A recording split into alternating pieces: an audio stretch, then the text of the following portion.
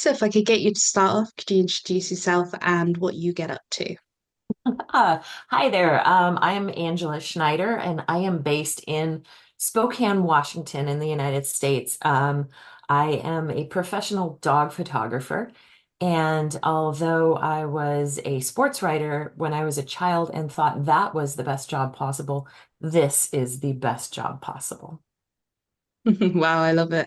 How did you get into the photography? Is it something you happened upon randomly, or is it something where you just kind of did it once, went, yeah, this is it for me. This is what I want to do. Yeah, that's always a good question. I actually found the first photograph I ever took of a dog, and that was when I was about 12 or 13. It was our rough collie, and I grew up in a house where my mother always had a camera in her hands, so it seemed a natural thing for it to fall into my hand at some point. And I went into a career in journalism, which kept a camera in my hand because I worked for small newspapers where you have to be a jack of all trades type of thing. And I eventually left that industry, went into marketing and communications, and sidetracked away from my photography until I met the most beautiful boy that could ever have come into my life. He still wrecks me. Um, his name was Shep. And I rescued him, a private rescue in Calgary, Alberta, where I was living at the time. And he completely transformed my life. He was a Maremma sheepdog, but I did not know anything about that breed until because it was the days before Google, right? I couldn't just sit down and go, "What is a Maremma sheepdog?" Like we can now. And they're a very, very special breed out of Italy. And they have these really incredible abilities to be exceptionally stubborn, exceptionally independent, and exceptionally defiant. I thought I was getting a lab, you know. So there was a lot of learning to do about him and a lot of learning to do about myself. I was in my 30s and I was going through a lot of crises that come with being a single woman in your 30s.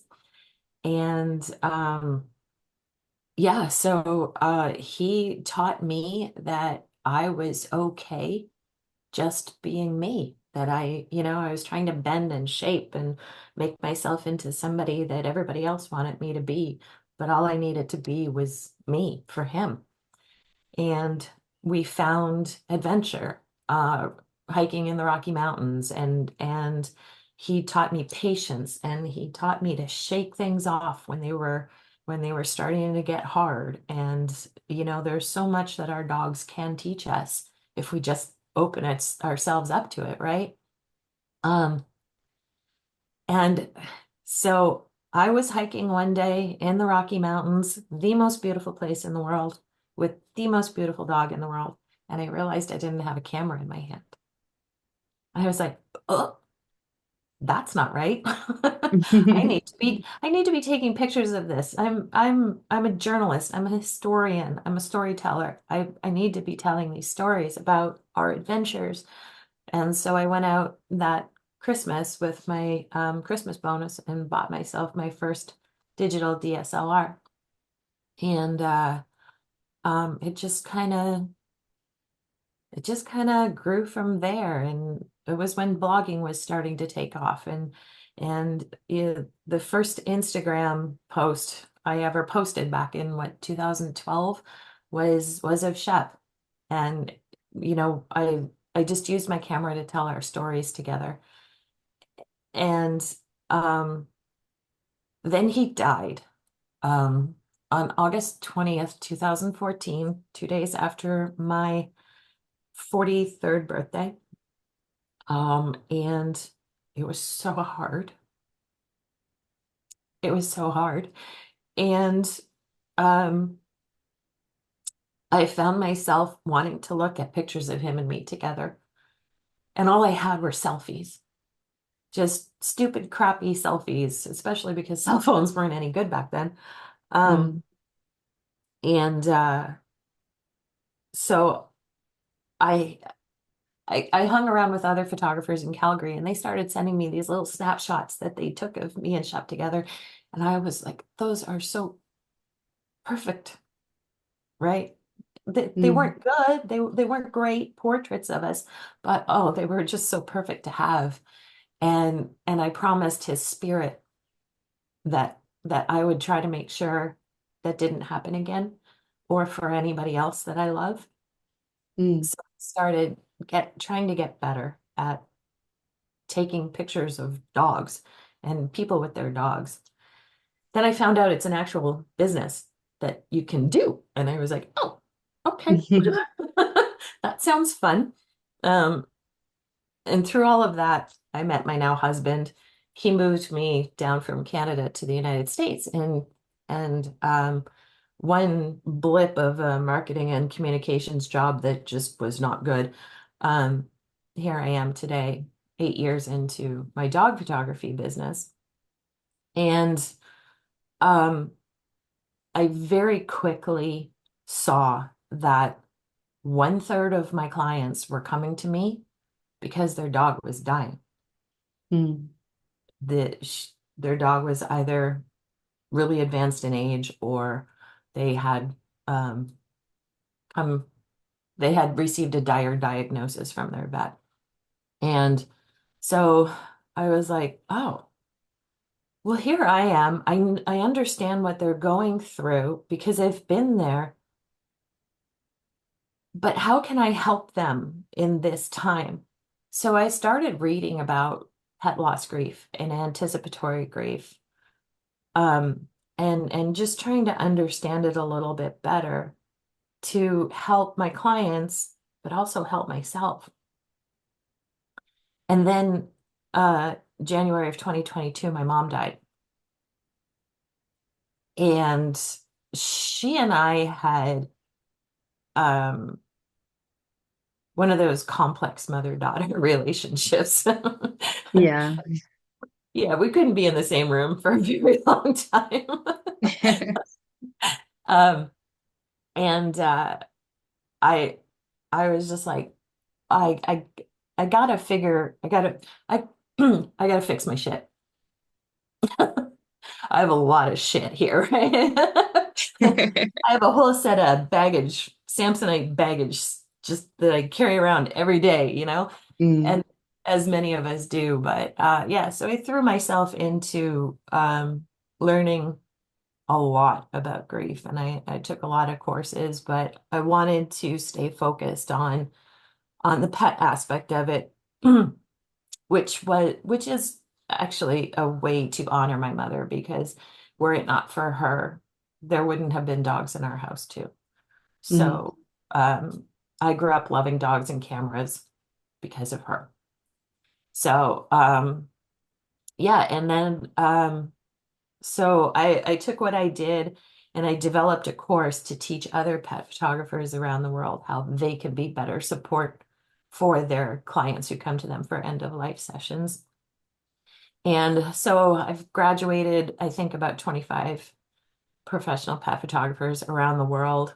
It's a small number, but it's an important number to me because if I can help change one life to understand that the grief over losing our dogs, our cats, our horses is normal, and we all just need to have it be seen and validated and have our stories heard, then I've done okay in life, I think. Mm. No, this sounds like a really amazing journey, and it's great to hear how, although there's, some sad origins, you've kind of used it to push yourself to go to where you are today. And I think a lot of people don't quite think about it, but yeah, having that kind of near the end of life or like, pet portraits with your loved furry friends can be really great as a way to hold that memory as well.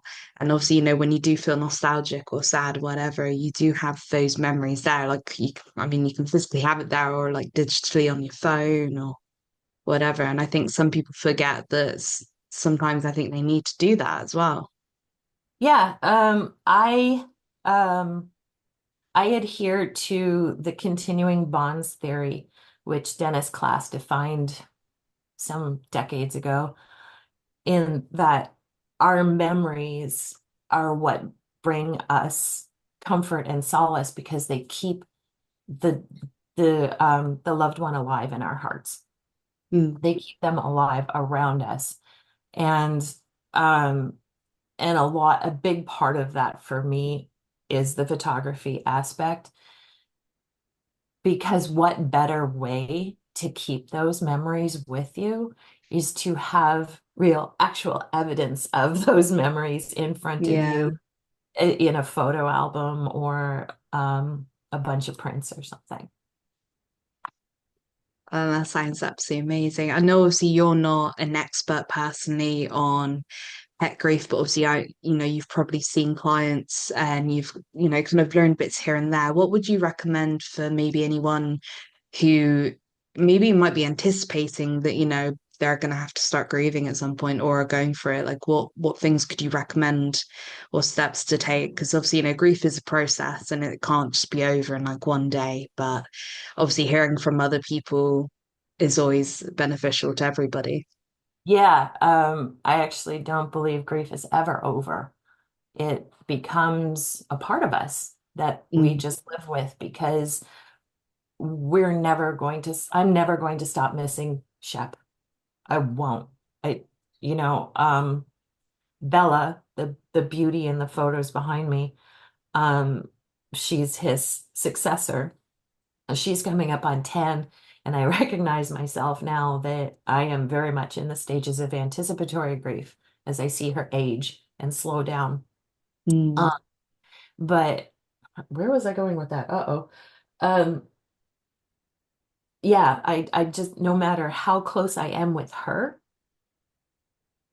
I'll never stop missing him. And mm, when she's gone and there's another Maremma in my life, because I am tied at the very soul to this breed, I will miss her every day. And I'm going to miss my mom every day, no matter how complicated a relationship we had. So I mm, don't believe that we ever get over grief. It just becomes a part of who we are.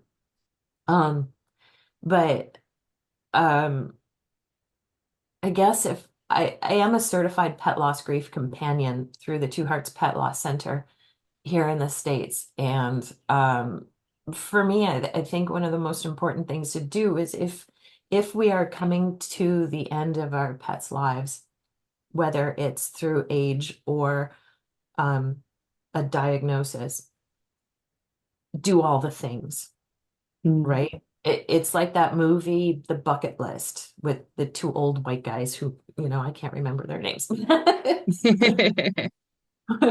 Um, and do all the things, like even if your dog is completely healthy and you're young, write a list. Write a list of all the things you guys want to do together. Like, I wanted Shep to have a paw in the Atlantic Ocean and the Pacific Ocean. We never quite got, he got over to Seattle, but we never got to having a paw dipped. Mm, And Bella has dipped in the Pacific Ocean many, many times, but I have yet to get her to the other side. And and it's on the list, but it may not happen because of her age now and her life. And that's okay. I can bring it together by Shep having been in the Atlantic Ocean and Bella being in the Pacific Ocean. But I mean, it's still, there are so many things that I want to still do with her. So I have a list, and it's just see things and do things with her and take photos of her. And that's another thing, is whether you get a professional portrait session done with your dog. Okay, it's not for everybody. I get it, and it can be expensive depending on your photographer. mm. So take all the photos that you want.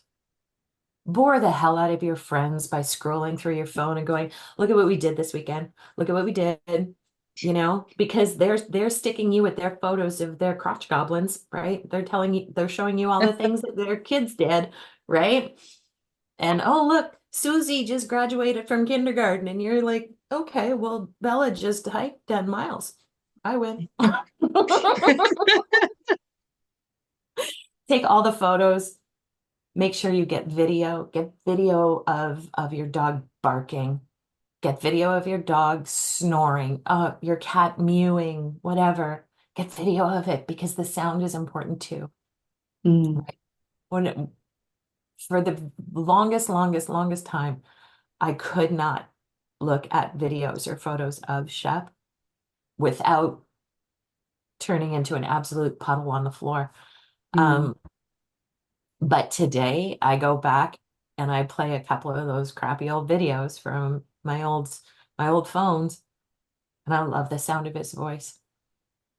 I love the sound of his voice, and I celebrate dogs doing dog things whenever I see a dog doing a dog thing. Like my husband will hush Bella up when she's barking too much. I'm like, nope, she has a story to tell, and we're gonna let her tell it. She has a voice, she has an opinion, and it's a beautiful thing. And I love the sound of her voice. So take video, take photos, do all the things. Mm. You know, I think who was it? Was it Whitman who said eat all the marrow out of the bone? You know? Probably. And do it with your That's dog, brilliant. you know?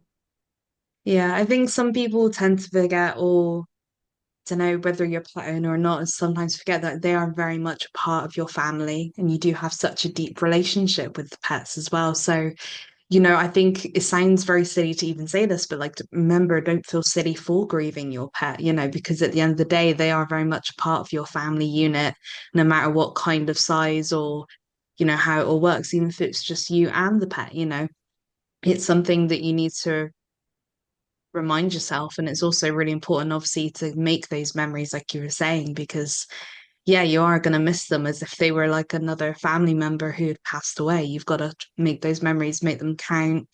And at the end of the day, your feelings are valid as well. Absolutely.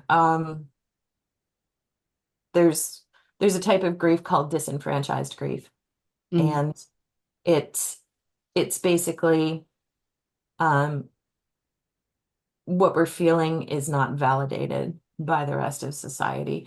And yet here you have this companion who is with you mostly 24/7. mm, I can't tell you how many tears I've of heartbreak I have cried into Shep's and Bella's fur over whatever.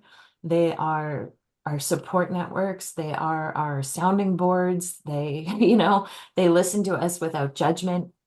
When that's gone, it's a huge hole in our lives. And if we're not getting correct support from our family, friends, and other loved ones, then we're going to feel invalidated, and we may even be embarrassed by our grief. And then it mm. becomes such an angry little ball of wool in our hearts that we can't get around because we're not being told that our grief is okay because it was just a dog or just a cat. I don't even care if it's an iguana or a goat. I mean, it was there for you, right? It was Yeah. your best friend. And so one of my mentors, Colleen Ellis, she says 70% of people in the United States own a pet, but it's the 30% who are defining what our grief is, Mm. telling us that our grief is wrong or silly or what have you. And I say that we all just stand up and go, no, Mm. this was my best friend. So you can piss all the way up the road. Oh, that is an amazing turn of phrase. Do you have anything else you'd like to add before we wrap up the episode today? Um, find your people. Find your people because um when it does happen, your best support will come from the people who understand what you're going through. Mm. So, find other cat people, find other dog people, and allow them to be a part of your support network. Yeah. Yeah, that sounds really key advice, to be honest. Yeah. And who's better than dog lovers? I don't know. It's brilliant. Well, thank you so much for coming on today to discuss this. Oh, you're so welcome. It was my pleasure.